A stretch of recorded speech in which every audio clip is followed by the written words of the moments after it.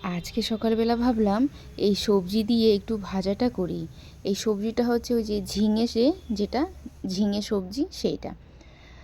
আমার শ্বশুরবাড়িতে কিন্তু এই সবজি কেউই খায় না, আর দেখতেও পছন্দ করে না সবজিটা। জানি না কেন ওনাদের পছন্দ না এই সবজিটা। তা আমিও বিয়ে করার পর এই সবজি খাওয়ার অভ্যাস আমার একদমই চলে গেছে। আমিও খাই না, আর খুব একটা যে পছন্দ করি সবজিটা তাও আবার না। কিন্তু কালকে হচ্ছে আপনাদের দাদাভাই বাজার গিয়েছিলো, তো ওকে বললাম যে একটু এই সবজিটা 10-15 টাকার অল্প কটা হলেই নিয়ে আসতে, একটু ভাজা করব। তো বললো ঠিক আছে। প্রথমে বললো না না না, এইগুলো কেউ খায় না, হেন তেন। পরে নিয়ে আসছে।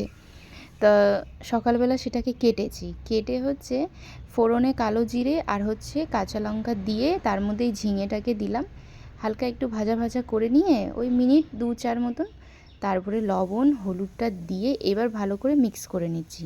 এবার কিছুই না, হালকা হিটে ঢাকা দিয়ে ছেড়ে দিয়েছিলাম মিনিট 10-15 মতো। তারপরে দেখুন কত পরিমাণে জল ছাড়ছে। আমি কিন্তু এক ফোঁটাও জল দিই নাই, বিশ্বাস করুন। জলটা ছাড়ছে কিন্তু সেদ্ধ হয়ে গেছে এই জলেই। এবার আঁচটাকে একদম হাই হিট করে ভাজা ভাজা করে নামিয়ে নিয়েছি। হয়ে গেছে রেডি ঝিঙে ভাজাটা।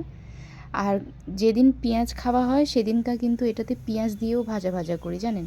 খেতে কিন্তু ভালোই লাগে রুটির সঙ্গে, ভাতের সঙ্গে আবার আমার একদমই ভালো লাগে না। আপনাদের কার কারো ভালো লাগে ঝিঙে ভাজাটা কমেন্টে অবশ্যই জানাবেন।